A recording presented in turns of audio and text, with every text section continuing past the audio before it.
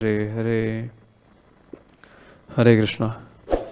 सभी वैष्णवों का आज के प्रातःकालीन सुबह कक्षा में स्वागत करते हैं और श्री गुरु जी के चरण कमलों का स्मरण करते हुए उनकी प्रार्थनाओं की याचना करते हुए इस श्लोक के ऊपर यथाशक्ति चर्चा करने की थोड़ी बहुत कोशिश करेंगे।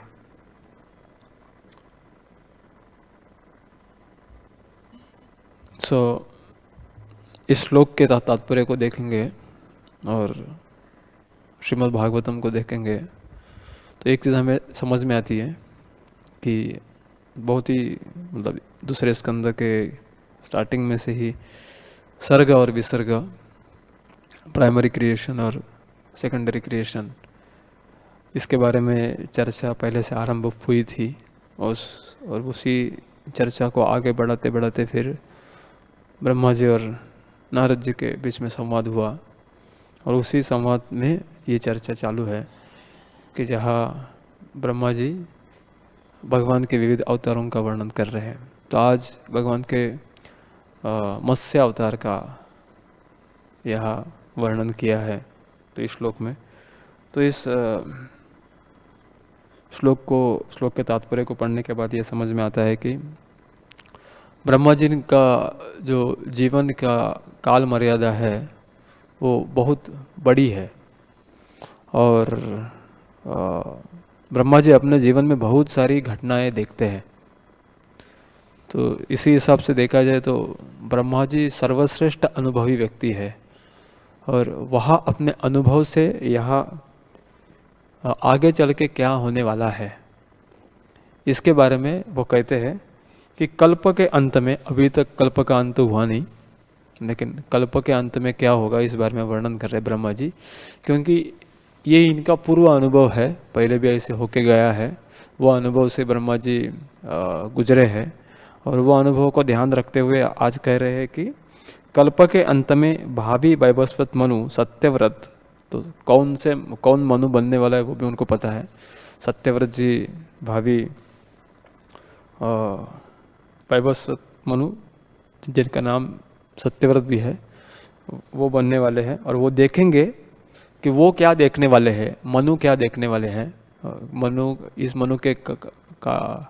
मनु का कार्यकाल शुरुआत होने के समय क्या होने वाला है, इसका भविष्यवाणी क्या फोरकास्ट ब्रह्मा जी कर रहे हैं कि वो कहते कि वो देखेंगे कि मत्स्य अवतार के रूप में श्री भगवान पृथ्वी पर्यंत सभी प्रकार के जीवात्माओं के आश्रय है।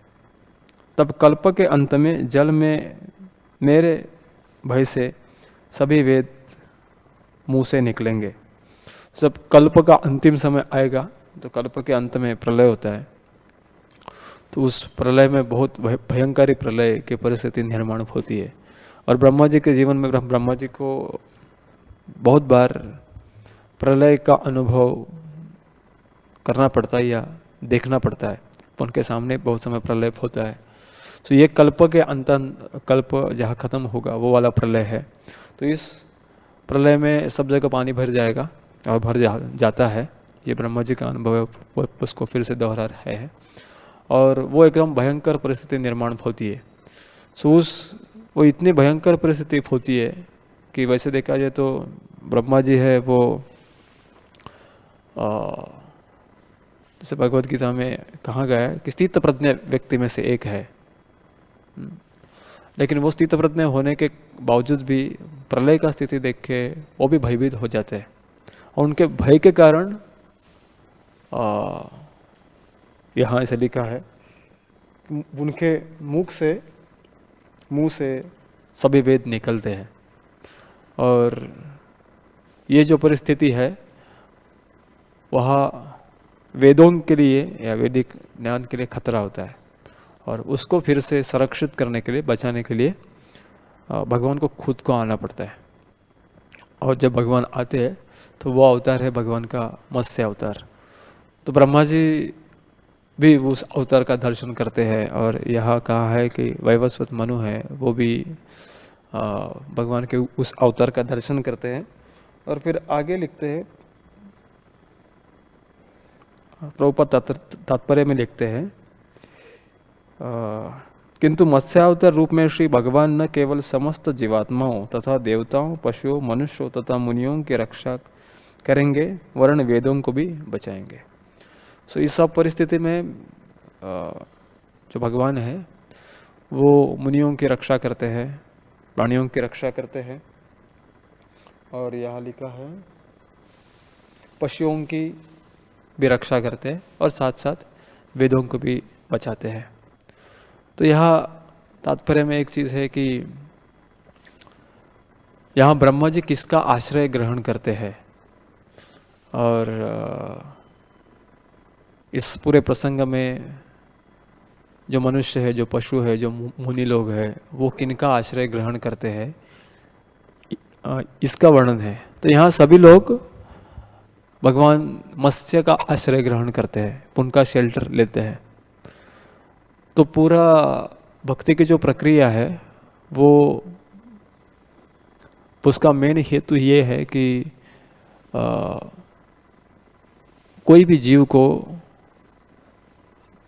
जीव के जीवन में उसको भगवान का आश्रय ग्रहण करना चाहिए। उसके आश्रय की एक में एक वस्तु भगवान होनी चाहिए। तो यहाँ प्रभुपाद तात्पर्य में भी इस विषय वस्तु के बारे में बहुत सारी चर्चा करते हैं। तो जितने भी प्रगत भक्त हैं, तो सारे प्रगत भक्तों के जीवन में देखेंगे तो अपने जीवन में उनके जीवन का एक मुख्य कार्य है कि वो भगवान का आश्रय ग्रहण करते हैं। यहाँ ब्रह्मा जी भी बताते हैं कि वो जब भय से भयभीत हो जाते हैं तो फिर भगवान उनको आश्रय देते हैं, और भगवान वैसे सभी को आश्रय देते हैं, बट सभी लोग भगवान के आश्रय का स्वीकार नहीं करते। लेकिन जिसको भगवान के प्रति प्रेम विकसित करना है, उसके लिए भगवान ने दी हुई जो सुविधा है उस सुविधा का स्वीकार करना चाहिए, और भगवान का आश्रय उस व्यक्ति को ग्रहण करना चाहिए। तो अभी इसके बारे में परम पूज्य राधानंद स्वामी महाराज का एक लेक्चर सुना, तो उसमें महाराज बताते हैं कि ये भगवान का आश्रय का स्वरूप कैसे होता है। तो महाराज उसमें बता रहे थे, महाराज सर्वप्रथम चैतन्य महाप्रभु को कोट करते हैं। तो चैतन्य महाप्रभु ये आश्रय की व्याख्या देते हैं वो श्लोक में, जिस श्लोक को हम नहीं पढ़ेंगे पर उसका भाषांतर पढ़ेंगे। जैसे कि हम जब विग्रह की सेवा करने के लिए जाते हैं तो पहला यही श्लोक पुजारी लोग पढ़ते हैं कि वो श्लोक में वास्तविक आश्रय का मतलब बताया है, कि वो श्लोक का अर्थ इस प्रकार से है, जब हम भगवान की सेवा करते हैं तो भगवान के आश्रय से और भगवान के आशीर्वाद से भगवान की सेवा करते हैं, विग्रह के रूम में जाके, डीटी रूम में जाके। तो वहाँ भगवान को वही प्रार्थना करते जो चैतन्य महाप्रभु ने की थी। तो चैतन्य महाप्रभु कहते हैं कि मैं ब्राह्मण नहीं हूँ, ना तो मैं क्षत्रिय हूँ, ना तो मैं वैश्य हूँ, ना तो मैं शूद्र हूँ, ना तो मैं ब्रह्मचारी हूँ, ना तो मैं गृहस्थ हूँ, ना तो मैं वानप्रस्थ हूँ, और ना तो मैं सन्यासी हूँ। मेरे वास्तविक आइडेंटिटी, मेरा वास्तविक परिचय है कि मैं भगवान कृष्ण के चरण कमलों के जो दास है, उनके दासों के दासों का दास हूँ। इस प्रकार से चैतन्य महाप्रभु का भाव है। तो चैतन्य महाप्रभु के भाव में उस चैतन्य महाप्रभु आश्रय की व्याख्या करते हैं कि आश्रय मतलब क्या, भगवान का आश्रय लेना मतलब क्या, कि अपनी निजी अवस्था को अपनाना और निजी अवस्था को समझ लेना, और उस अवस्था को समझ के कार्य करना, इस कार्य को आश्रय ऐसे कहते हैं। तो फिर महाराज कहते हैं कि यहाँ प्रैक्टिशनर भक्त को या साधक भक्त को एक टाइटल दिया जाता है जिसको कहते हैं कि दास, दासानुदास। तो दास के भाव में स्थित हो जाना, ये वास्तविक आश्रय की व्याख्या है। तो भी महाराज उसमें कहे कि ये जो दास शब्द जो है, ये इस दुनिया में जितने भी टाइटल्स दिए जाते हैं, जितनी भी पदवियाँ दी जाती है, उस पदवियों में सर्वश्रेष्ठ पदवी है। तो कोई कंपनी का सीईओ है, कोई मैनेजर है, कोई एग्जीक्यूटिव डायरेक्टर है, या कोई दूसरी बड़ी पोस्ट इस समाज में मिलती है, तो इस समाज में जितने सारे पोस्ट है, उस पोस्ट में सबसे महत्वपूर्ण पोस्ट है, पोजीशन है, वो है दास। तो महाराज उसमें बताते हैं कि दीक्षा होने के बाद एक नाम दिया जाता है कि आप वृंदावन दास है या आप मायापुर दास है, जो कुछ भी है। तो कभी कभी भगवान का नाम लगाया जाता है कि आप कृष्ण दास है, आप श्याम सुंदर दास है, कभी कभी धाम का नाम लगाया जाता है। तो उस नाम में भी सबसे इम्पोर्टेंट चीज़ है कि धाम का नाम ठीक है, लेकिन उस धाम का आप या उस भगवान के नाम का आप दास है, तो आपका टाइटल इसमें, आपके नाम में आपका टाइटल दास है।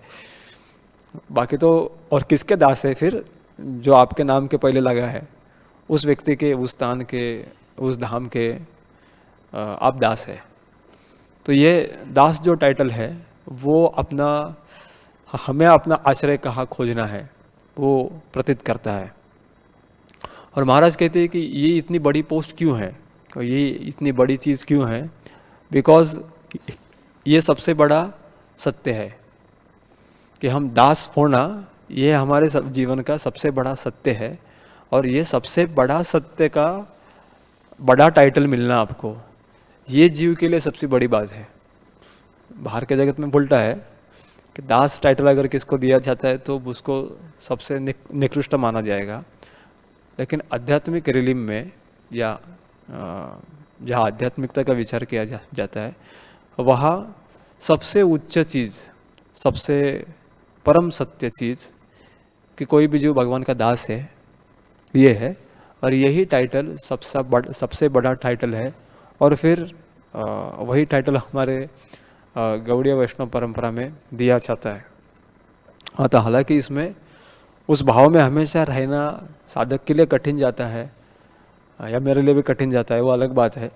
बट लेकिन टाइटल तो हमारी परंपरा, जो गौड़ीय वैष्णव परंपरा है, सो उसने ये टाइटल देख के साबित किया है कि ये शरणागति की व्याख्या है या ये आश्रय की व्याख्या है। सो महाराज फिर ये जो आश्रय है इसका भाव कैसे होना चाहिए और इसका मूड क्या होना चाहिए, इसके बारे में वर्णन करते हैं।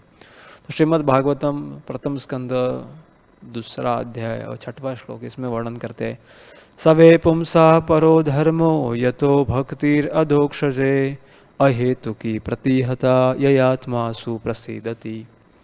तो ये श्रीमद् भागवतम के श्लोक में जो आश्रय लेने वाले व्यक्ति का क्या भाव होना चाहिए और आश्रय एग्जैक्टली किसे कहते हैं, इसका वर्णन करते हैं।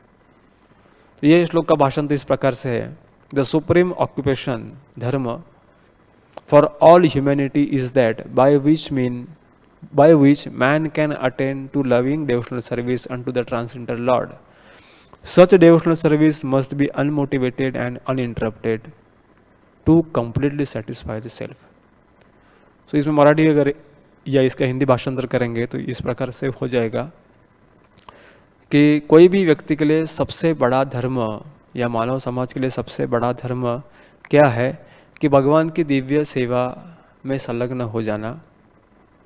और वो सेवा कैसी रहेगी कि जिसमें कोई हेतु नहीं रहेगा और वो कभी रुकेगी नहीं।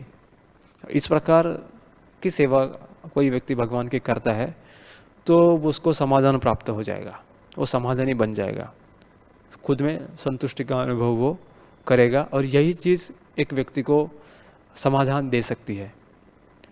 सो अभी हमें अगर आश्रय ग्रहण करना है तो इस प्रकार से आश्रय ग्रहण करना चाहिए, ये समझ के कि हमारा परम धर्म ये है कि भगवान की प्रेममयी सेवा में 2 चीज़ों के लेकर नियुक्त हो जाना।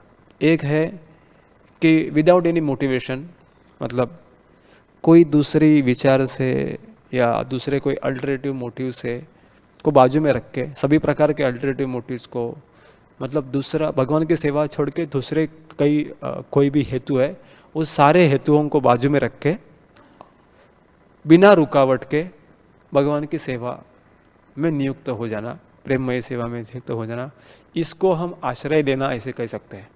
और यही श्रीमद् भागवतम की व्याख्या है आश्रय की। सो महाराज इसमें एक चीज़ कहते हैं कि serving without alternative motive and without condition, कोई भी कंडीशन को रखे बिना और बिना कोई हेतु के भगवान की सेवा में नियुक्त होना, ये आश्रय है। ब्रह्मा जी के जीवन में भी देखेंगे तो ब्रह्मा जी की सेवा भी इस प्रकार से है। एक दिन में ब्रह्मा जी के एक दिन में 14 मनु आते हैं। तो यहाँ एक ही मनु का वर्णन है, तो एक दिन में 14 मनु आते हैं। महीने में बन के 30 दिन है, तो 14 मल्टीप्लाई बाई 30, महीने में इतने मनु आते हैं उतने। और यही मल्टीप्लिकेशन करते जाए, अगर साल की गिनती करेंगे तो मल्टीप्लाई बाय 12 करना पड़ेगा, तो फिर उतने मनु आएंगे। और वैसे 100 साल ब्रह्मा जी जीते हैं, तो मतलब उनके जीवन में कितने मनु आते होंगे और कितने कल्प होते जाते होंगे, और कितने कल्प में ये स्थिति बार बार आती होगी उनके जीवन में, प्रलय की स्थिति। बार बार उनको प्रलय देखना पड़ता है, बार बार वो भयभीत हो जाते हैं, और उनके जीवन में बार बार भगवान मत्स्य बन के भी आते हैं। और जब भी आते हैं तो ब्रह्मा जी देखते हैं कि अपने जीवन में अच्छी सुविधा है कि भगवान का आश्रय ग्रहण करने से वो ये नहीं सोचते कि अरे हर टाइम मेरे लिए भयभीत परिस्थिति उत्पन्न हो जाती है। तो बहुत अजीब सेवा है ब्रह्मा जी की। कैसे अजीब सेवा है कि सेवा में तो भगवान ने लगाया है, लेकिन उनके सेवा में हमेशा भयभीत होने की परिस्थिति आती है। दिन में एक बार तो आती है, जब ये जो मनु आते हैं तभी ये परिस्थिति उत्पन्न होती है, और डेली आती है। डेली उनको एक बार भयभीत होना पड़ता है, और उनको भय से मुक्त करवाने के लिए भगवान को आना पड़ता है, और तभी वो भगवान आके ही मुझे बचाएंगे, यही उनका भाव बन जाता है। सो ये ब्रह्मा जी की विशेषता है। तो ब्रह्मा जी कभी सोचते नहीं कि ये क्या हर रोज की परेशानी है, हर रोज मुझे एक बार मेरी सेवा में भयभीत होना पड़ता है। हम जब सेवा करते तो भयभीत होने का एक बार भी प्रसंग आया तो बोलते प्रभु जी थोड़ा इस टाइम ये सेवा नहीं करेंगे, दूसरा सेवा मेरे को बदल के दे दो, क्योंकि यहाँ बहुत भयभीत होना पड़ता है। लेकिन ब्रह्मा जी दूसरी कंडीशन है, उसको भी फुलफिल करते, वो सेवा को रोकते नहीं। यहाँ जो लिखा है अहेतु की अप्रतिहता, तो उनका प्रतिहता कभी होता नहीं, मतलब उनका सेवा का फ्लो कभी रुकता नहीं, सेवा हमेशा जारी रखते हैं। वो बार बार वही उनको सामना करना पड़ता है। और ब्रह्मा जी की सेवा तो इतनी खतरनाक है, जो जितना भी सब कुछ बनाते हैं, तो जैसा ब्रह्मा जी का दिन खत्म होते तो सब नष्ट हो जाता है, पूरा पानी में डूब जाता है, बड़ा प्रलय आता है। तो सुबह उठने के बाद फिर से नई सृष्टि फिर से करनी पड़ती है। तो डेली एक ही काम करना है कि आज बनाओ, शाम को खत्म हो जाएगा। मतलब आप पूरे सृष्टि की रचना करो, सब कुछ घर बनाओ, बंगला बनाओ, पृथ्वी बनाओ, सब कुछ बनाओ, सबके बनाते जाओ, और सब कुछ बनने के बाद 14 मनुलोक आएंगे, और शाम को सब खत्म, और फिर से कल वही फिर से बनाना है। मतलब जैसे एक माता जी को घर में हर रोज सब्जी दाल रोटी पकानी पड़ती है, वैसा ब्रह्मा जी का काम है, डेली सब कुछ इकट्ठा करना है और डेली फिर से बनाना है। और गारंटी है कि शाम के समय जैसे वो सो जाएंगे, ब्रह्मा जी जब सोते हैं तो फिर से प्रलय आके सब नष्ट हो जाएगा। लेकिन ब्रह्मा जी ने यहाँ समझ लिया कि उनको उनकी सेवा अहेतु की अप्रतिहता बना के रखनी है। अब आप कुछ आके सेवा कर रहे हैं और शाम को मतलब आज किसी ने आके डेकोरेशन किया और शाम को आके मंदिर वालों ने डेकोरेशन को निकाल के फेंक दिया, फिर कल से आप आए फिर से मंदिर का डेकोरेशन किया, फिर कल मंदिर वालों ने उठा के फेंक लिया, परसों भी वही, और रिपीटेशन आपको ऐसे 100 साल करना है। तो मतलब कितनी डिफिकल्ट सेवा है ये, मतलब अपना इंतुजियाज्म बनाए रखना। लेकिन ब्रह्मा जी को ये श्लोक बहुत अच्छे तरीके से समझ में आया है, इसलिए वो कर पाते हैं। तो महाराज आगे कहते हैं कि जब कोई आश्रय लेता है तो उस व्यक्ति को ये विचार ज़्यादा नहीं करना चाहिए कि इससे मुझे वापस क्या मिलेगा, मैं अगर ये सेवा करता हूँ या सेवा करने से मुझे क्या वापस मिला। महाराज कहते हैं ऐसे कि what I am getting in return, मुझे दी गई सेवा, प्राप्त हुई सेवा बहुत कठिन है या बहुत आसान है। मैं सेवा करने के बाद कोई उसको जान लेगा कि नहीं जान लेगा। तो वास्तविक आश्रय लेना मतलब इसका मतलब ये हो जाएगा कि हमारे रिटर्न की कोई अपेक्षा नहीं रहेगी। हम ज़्यादा भी विचार नहीं करेंगे कि मेरा सेवा कितना डिफिकल्ट है। अगर सेवा ये हमारे जीवन में आया हुआ आशीर्वाद है तो वो कठिन हो नहीं तो सीधी हो, सिंपल हो नहीं तो कॉम्प्लेक्स हो, कैसी भी हो, तो उसको हम आशीर्वाद के रूप में ग्रहण करेंगे। तो ये आश्रय लेने का एक्चुअल मूड बनेगा तभी, और हमारे मन में इतनी परेशानी नहीं रहेगी, ये रिकग्नाइज हो जाएगी, इसको रिकग्निशन मिलेगा, इसको कोई जान लेगा, कोई अप्रिशिएट करेगा कि नहीं करेगा, इसकी चिंता हमें नहीं रहेगी। तो इस प्रकार से महाराज ने ये पॉइंट बताया। और ये जब हम सेवा करेंगे तो उसमें serving as a love, gratitude and faith for Krishna, वो हम सेवा कृष्ण के लिए करते रहेंगे। कैसे कि एक तो प्रेम से करेंगे, दूसरी सेवा हमें प्राप्त हुई इसके लिए हम भगवान के भक्तों में जिन्होंने सेवा दी है, जो हमको सेवा देने के कारण बने हैं और जो हमारी सेवा स्वीकार करने का कारण बन रहे हैं, उनके प्रति हम ग्रेटफुल रहेंगे और भगवान के प्रति, भक्तों के प्रति और सेवा के प्रति हमारा विश्वास हम बनाए रखेंगे। सो इन 3 मुद्दों को ध्यान में रखते हुए अगर हम सेवा करते हैं तो हमें समझ में, हम ऐसे कह सकते हैं कि हमें भागवत का आश्रय लेने का जो मूड है, जो भाव है, वो समझ में आया। तो हमें कोशिश करना चाहिए एज साधक के रूप में कि ये जो आश्रय का भाव 3 चीज़ों से आएगा। एक, भगवान की प्रेममय सेवा करने से, जो सेवा प्राप्त हुई है उसके प्रति कृतज्ञ रहने से, और तीसरी वही सेवा सालों साल, जन्म जन्म हम विश्वास के साथ भगवान के प्रति विश्वास रख के उसको अगर बनाते हैं तो ये वास्तविक आश्रय का भाव है। वास्तविकता इस भाव में सेवा करना बहुत डिफिकल्ट है। और इस प्रकार से सेवा करने से जो महाजन लोग हैं उनके हृदय में भक्ति का जिस प्रकार का भाव है, उस प्रकार के भाव का उदय होने की संभावना ज़्यादा है। तो अभी श्रीमद् भागवतम खोलेंगे तो भागवतम के 8वें स्कंद में गजेंद्र जी का वर्णन आता है। तो गजेंद्र जी ने भी यही भाव को बनाए रखते हुए, जहाँ वो अपनी एक प्रार्थना अर्पण करते हैं, उस प्रार्थना में वही उन्होंने कैसे भगवान का आश्रय ले रहे हैं वो उन्होंने दिखाया है। तो वहाँ उस प्रार्थना में उनका ग्रेटिट्यूड, मतलब उनकी कृतज्ञता, उनका भगवान के प्रति होने वाला प्रेम और भगवान के प्रति जो विश्वास है वो प्रकट होता है। तो गजेंद्र की कथा तो आप सबको पता है कि गजेंद्र के जीवन में उनका पैर जो था वो एक मगरमच्छ ने आके पकड़ लिया, फिर 100 साल युद्ध चला, फिर उन्होंने सबसे मदद मांगी, फिर किसी से मदद मिली नहीं, अपने परिवार से मदद मांगी, पत्नियों से मदद मांगी, लेकिन कोई भी उनको मदद नहीं किया। सो फिर उनको समझ में आया कि वास्तविक प्रेम की वस्तु भगवान है, वास्तविक जिसके प्रति मुझे कृतज्ञ रहना चाहिए था वो व्यक्ति भगवान है, और जिसके प्रति मुझे पूरा विश्वास दिखाना चाहिए था वो व्यक्ति भगवान है। लेकिन मैंने अभी तक प्रेम किसी और से किया, मेरे पारिवारिक जनों से मैंने प्रेम किया। गजेंद्र के एपिसोड में पहले ही आता है कि वो अपने परिवार की कैसे सेवा करती थी, इसका वर्णन है। अपने सूंड से सबके ऊपर पानी फवारते थे, ऐसा इस प्रकार का वर्णन है। और अपने परिवार से वो कृतज्ञ थे, लेकिन थोड़ा भगवान को भूल गए थे, और उनका विश्वास अपने परिवार मित्रों के ऊपर ज़्यादा था भगवान से होने के बजाय।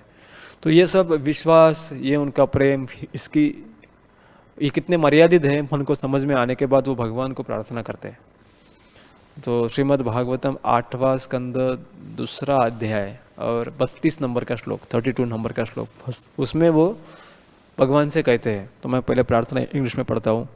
The other elephants who are my friends and relatives could not rescue me from this danger, what then to speak of my wives. दूसरे जो बड़े बड़े हाथी है, जो मेरे मित्र है, मेरे परिजन है, वो मेरे को इस बहुत कठिन परिस्थिति से बचा नहीं पाए, तो मेरी पत्नियों की तो क्या बात है। They can not do anything, वो लोग मेरे लिए कुछ नहीं कर सकते। तो अभी इनके हृदय में विश्वास आ गया कि ये लोग मेरे लिए कुछ नहीं कर सकते, मेरी पत्नी, मेरे मित्र या मेरे परिजन, मेरे परिवार के लोग मेरे लिए कुछ नहीं कर सकते। इस अवस्था में इसका पूरा उनको विश्वास आ गया। तो यहाँ वो कहते हैं कि they can not do anything, ये लोग मेरे लिए कुछ नहीं कर पाएंगे।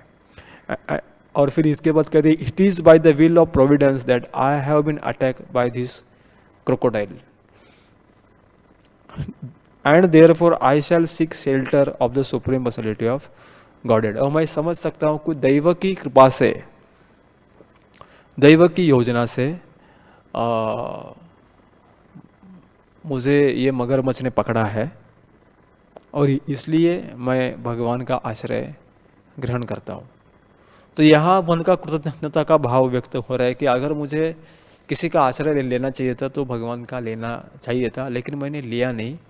लेकिन मेरे लिए भगवान का आश्रय उपलब्ध है और मैं उसको ग्रहण करता हूँ। तो यहाँ उनका कृतज्ञता का भाव जागृत हो रहा है।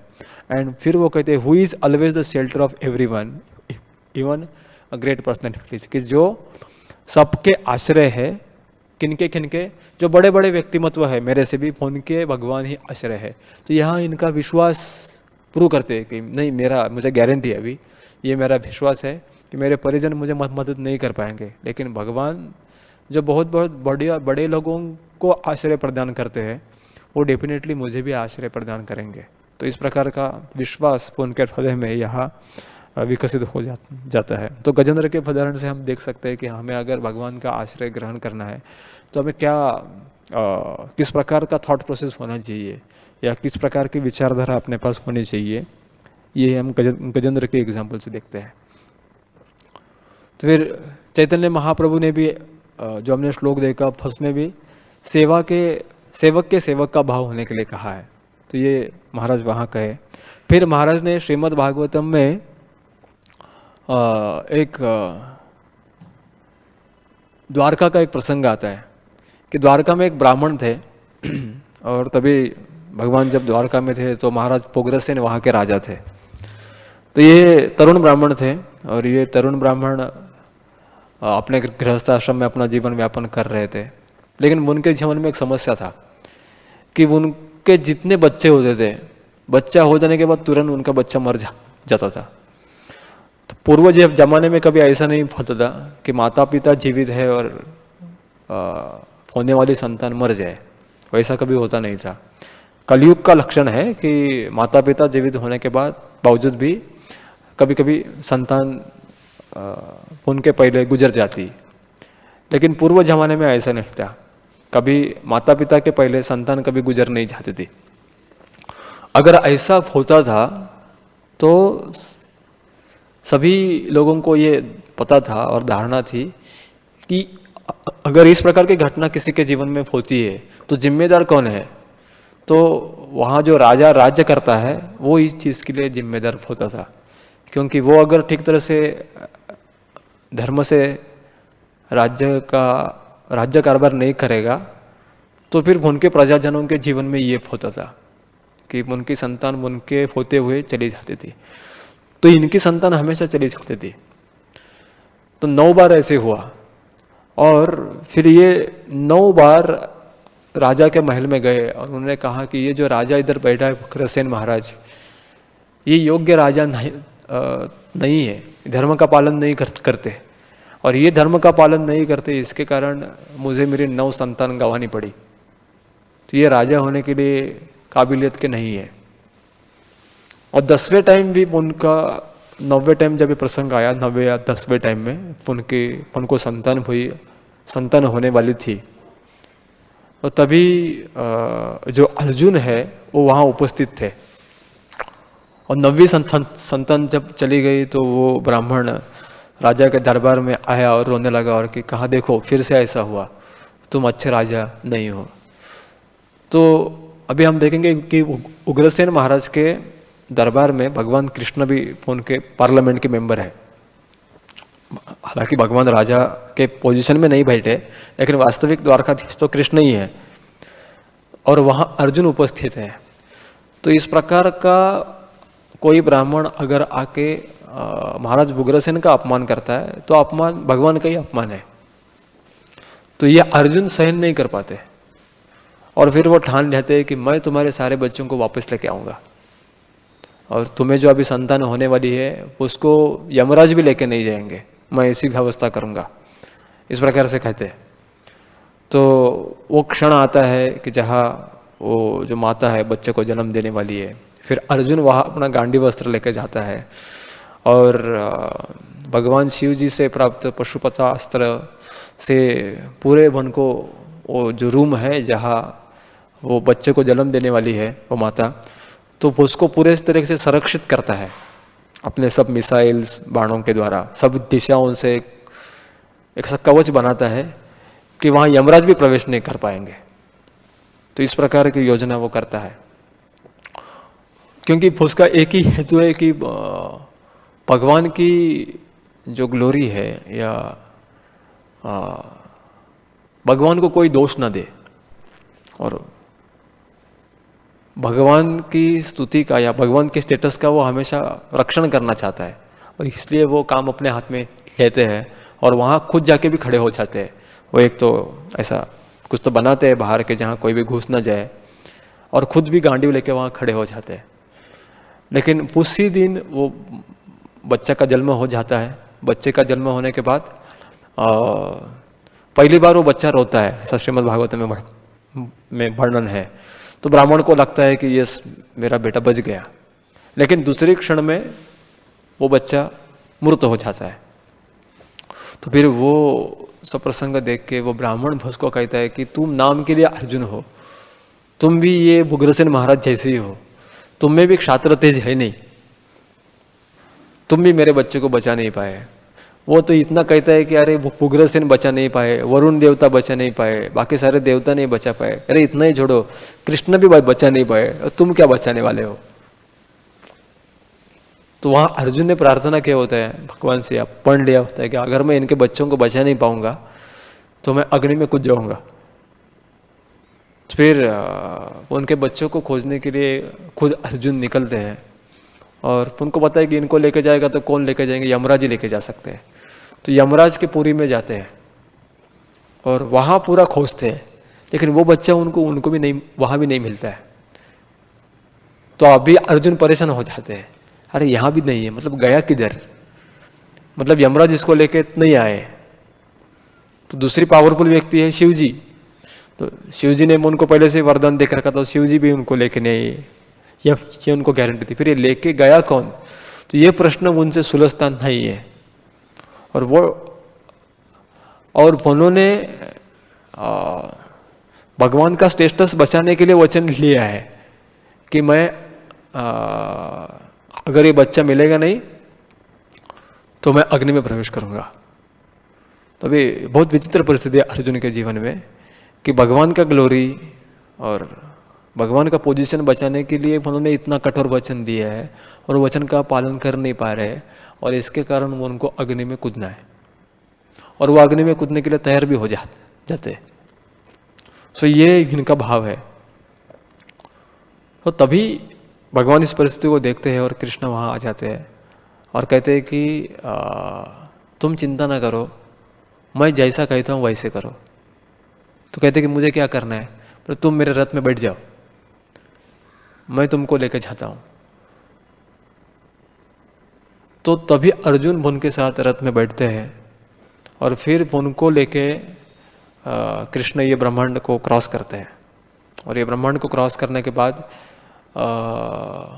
ब्रह्मज्योति में प्रवेश करते हैं। तो भगवान का ही रथ है, तो भगवान के घोड़ों को भी कुछ दिखता नहीं। तो फिर भगवान अपना सुदर्शन छोड़ते हैं, तो वन के लाइट में उनके घोड़े चलते रहते हैं।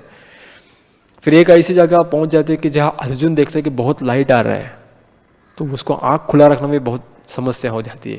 फिर वो आँख को भी बंद करते हैं, और कुछ समय में उनको समझ में आता है कि वो महाविष्णु जी के पास में जाके पहुंच गए। फिर वो वहाँ जाके महाविष्णु का दर्शन करते हैं। तो महाविष्णु उनको बता दिया है कि मुझे आप दोनों का दर्शन करना था, और इसी कारण मैंने उस ब्राह्मण के बच्चे चुराए। और फिर वहाँ से वो बच्चों को लेके अर्जुन और कृष्ण दोनों वापस आते हैं और ब्राह्मण को उनके बच्चे फिर से सौंप देते हैं। तो इस पूरे कथा में जब अर्जुन उस स्थिति में जाते हैं और भगवान उनको कहते हैं कि आप मेरे साथ चलो, तो उस भगवान उनको ऐसा क्यों कहते हैं कि उनका शरण लेने का भाव देखते हैं कि मुझे बचाने के लिए या मुझे प्रसन्न करने के लिए अर्जुन ने ये वचन लिया था। तो ये उनका भाव था।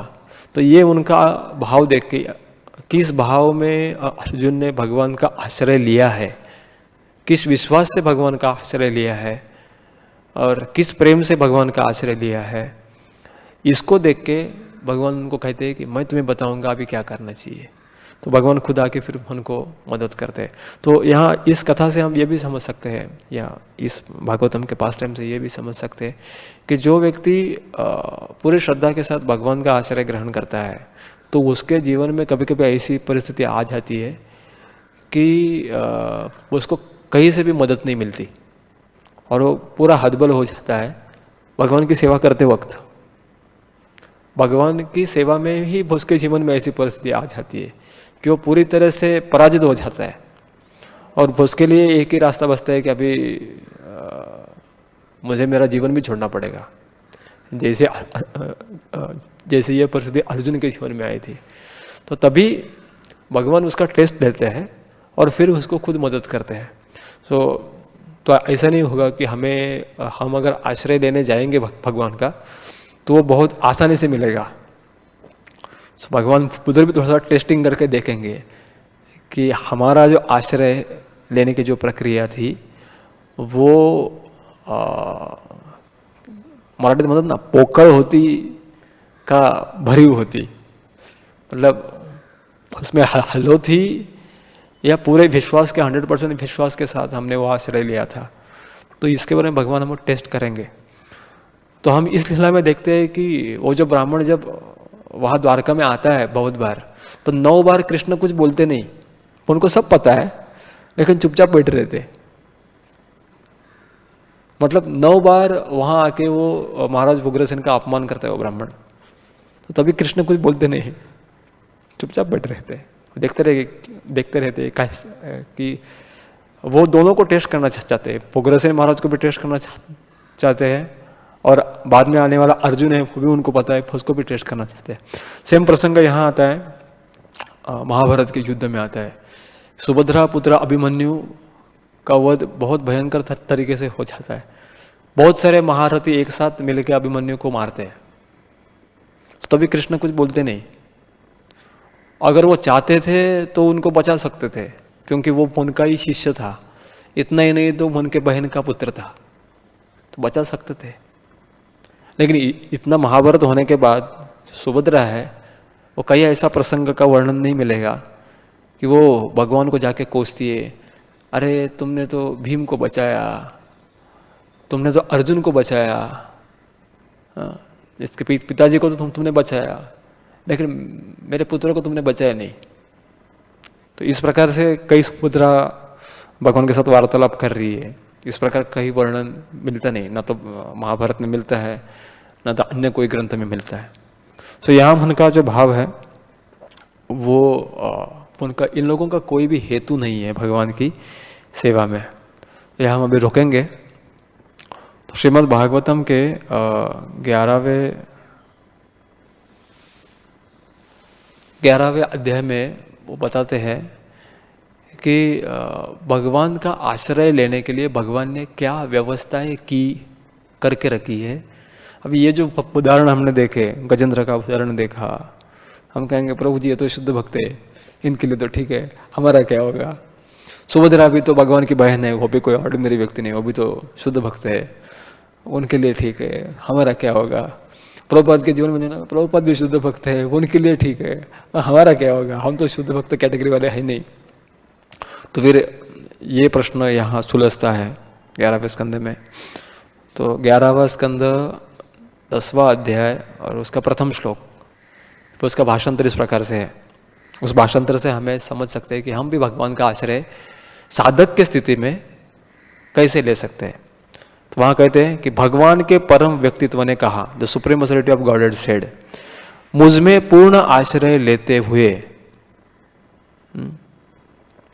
टेकिंग फुल शेल्टर इन मी, मन को मेरे द्वारा कही गई भगवान की भक्ति सेवा में ध्यानपूर्वक स्थिर करके, with the mind carefully fixed in the devotional service of the Lord as spoken by me, व्यक्तिगत इच्छा के बिना रहना, व्यक्ति को व्यक्तिगत इच्छा के बिना रहना चाहिए और वर्णाश्रम नामक सामाजिक और व्यावसायिक प्रणाली का अभ्यास करना चाहिए। सो हमारे लिए शेल्टर लेने के लिए या आश्रय लेने के लिए भगवान ने विशेष व्यवस्था बनाए रखी है, और वो व्यवस्था है कि वर्णाश्रम नामक सामाजिक और व्यावसायिक व्यवस्था। हमको यहाँ एक भगवान ने सामाजिक व्यवस्था करके दी है और एक व्यावसायिक व्यवस्था भी करके दी है कि हम क्या ऑक्यूपेशन करें, हमारे ऑक्यूपेशनल ड्यूटीज़ क्या होनी चाहिए, इसके बारे में एक व्यवस्था है, वो है वर्णाश्रम धर्म। सो यहाँ रह के हमें वर्णाश्रम धर्म का पालन अच्छी तरीके से करना चाहिए। हम वर्णाश्रम धर्म का पालन अच्छी तरीके से करेंगे तो हमें आश्रय लेना आसान जाएगा। तो वर्णाश्रम प्रणाली की व्यवस्था भगवान ने हमें जो भगवान के प्रति आश्रय ग्रहण करना है उसको सुकर बनाने के लिए, उसको सिंपल बनाने के लिए, इसको आसान बनाने के लिए वर्णाश्रम की व्यवस्था की है। तो इस वर्णाश्रम में 4 वर्ण है, 4 आश्रम है। तो हमें जहाँ हम स्थित है वहाँ रह के हमारे जो ऑक्यूपेशनल ड्यूटीज़ है, मतलब हमारे आश्रम के हिसाब से और हमारे वर्ण के हिसाब से जो हमारी कर्तव्य भगवान ने डिस्क्राइब करके रखी है, प्रिस्क्राइब ड्यूटीज़ जो है, श्रीमद् भागवतम के 7वें स्कंद में आता है, prescribe duties for human Mankind, मनुष्य समाज के लिए निर्धारित किए हुए कर्तव्य वर्णाश्रम सिस्टम के अनुसार, तो उसको हमें दृढ़ता से करना चाहिए।